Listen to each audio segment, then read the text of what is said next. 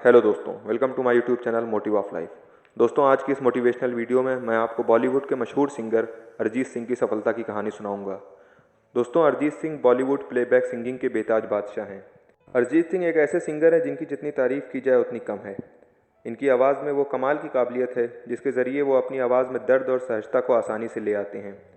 छोटी सी उम्र में ही अरिजीत सिंह ने गायकी की फील्ड में कदम रखा और कदम रखते ही बड़े बड़े सिंगर्स के बीच एक अलग पहचान बना ली। अरिजीत सिंह अपनी सोलफुल वॉइस से हिंदी म्यूज़िक इंडस्ट्री में एक गजब की क्रांति ले आए हैं।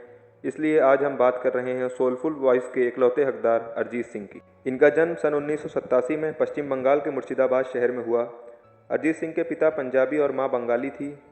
अरिजीत के ननिहाल में भी सभी संगीत से जुड़े हुए हैं। उनकी नानी पहले से ही शास्त्रीय संगीत से परिचित थी। मौसी भी गाया करती थी, मामा तबला वादक थे। उनकी माँ भी संगीत में रुचि रखती थी और फैमिली में इतने सदस्य संगीत से जुड़े हुए हो तो आगे की पीढ़ी को संगीत फॉलो करना स्वाभाविक है। अरिजीत ने शुरुआत में राजा विजय सिंह स्कूल से हाई स्कूल की शिक्षा प्राप्त की और श्रीपत कॉलेज से अपनी ग्रेजुएशन पूरी की। अरिजीत का कहना है कि वो शुरू से ही पढ़ाई में काफ़ी अच्छे थे, लेकिन उनकी म्यूज़िक में ज़्यादा रुचि थी। संगीत की ओर उनका ये रुझान देखते हुए उनके माता पिता ने उन्हें संगीत की प्रोफेशनल ट्रेनिंग दिलानी शुरू कर दी। पंडित राजेंद्र प्रसाद हजारी जी से उन्होंने शास्त्रीय संगीत की शिक्षा ली। धीरेन्द्र प्रसाद हजारी जी से उन्होंने तबला बजाना सीखा और वीरेंद्र प्रसाद हजारी जी से उन्होंने रविंद्र संगीत और पॉप म्यूज़िक की शिक्षा ली। अरिजीत ने संगीत की ट्रेनिंग को पूरा कर लिया। अब उन्हें ऐसे प्लेटफॉर्म की ज़रूरत थी जहां पर वो अपने टैलेंट को प्रदर्शित कर सकें। अरिजीत सिंह को लकीली एक मौका मिला।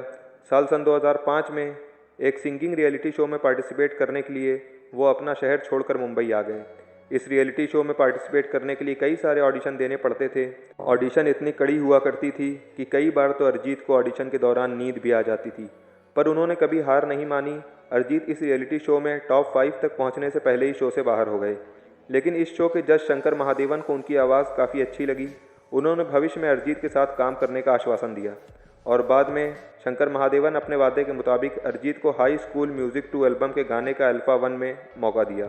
आगे चलकर अरिजीत ने एक और रियलिटी शो 10 के 10 ले गए दिल में पार्टिसिपेट किया और इस बार वो इस रियलिटी शो के विजेता बन गए।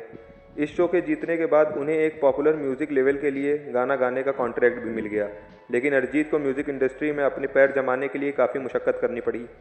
अब तक सब यही जानते हैं कि अरिजीत के मुंबई आने के बाद ही प्लेबैक गाना गाने लग गए थे, लेकिन ऐसा कुछ नहीं था। जब अरिजीत सिंह ने म्यूज़िक इंडस्ट्री में कदम रखा तब कई दिग्गज सिंगर्स के पास अच्छे काम की कमी थी। जल्द ही अरिजीत को एहसास हो गया कि अभी प्लेबैक सिंगिंग में उनका कोई चांस नहीं है, इसलिए उन्होंने अपने म्यूज़िक करियर में कुछ बदलाव किए और वो बतौर म्यूज़िक प्रोड्यूसर काम करने लगे। उन्होंने कई फेमस म्यूज़िक प्रोड्यूसर जैसे प्रीतम चक्रवर्ती, विशाल शेखर और मिथुन के साथ एक म्यूज़िक प्रोग्रामर के तौर पर काम किया। वैसे अब देखा जाए तो म्यूज़िक प्रोग्रामर बनना ये फैसला उनके लिए बिल्कुल सही था। यहाँ उन्हें म्यूज़िक की बारीकियों को सीखने का मौका मिला। मतलब सिंपल वर्ड में कहें तो अरिजीत म्यूज़िक प्रोग्रामिंग करते करते एक बेटर म्यूजिशियन बन गए। अरिजीत की लाइफ में टर्निंग पॉइंट सन 2010 में आया जब मशहूर म्यूज़िक डायरेक्टर प्रीतम को 16 फिल्मों का संगीत बनाना था। फिल्मों का संगीत बनाने के दौरान अरिजीत रोज़ 4 से 5 गानों को रफ कट्स गाने लगे। अरिजीत की इस प्रतिभा को देख प्रीतम जी ने अपनी फिल्मों में अरिजीत से गाना गवाना शुरू कर दिए। जैसे जैसे ये गाने रिलीज़ हुए, अरिजीत को और म्यूज़िक डायरेक्टर्स उनके लिए म्यूज़िक करने के लिए अच्छे अच्छे ऑफ़र आने लगे।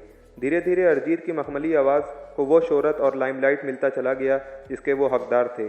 अरिजीत आज जिस मुकाम पर हैं वो हम सब जानते हैं। दोस्तों, जैसे हम सब के कोई ना कोई पसंदीदा गायकार या सिंगर होते हैं, वैसे ही एक सिंगर के भी बहुत सारे पसंदीदा सिंगर होते हैं। इसमें अरिजीत सिंह के पसंदीदा सिंगर्स में किशोर कुमार, गुलाम अली साहब, जगजीत सिंह और के उनके फेवरेट सिंगर हैं। अरिजीत सिंह को अपनी बेमिसाल सिंगिंग के लिए बहुत सारे अवार्ड्स मिले।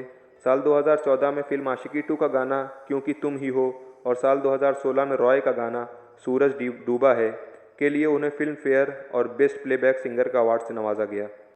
तो दोस्तों, ये थी बॉलीवुड के बेमिसाल प्लेबैक सिंगर अरिजीत सिंह की सफलता की कहानी। उम्मीद करता हूँ आपको कहानी से बहुत कुछ सीखने को मिला होगा। मिलते हैं अगली वीडियो में। धन्यवाद।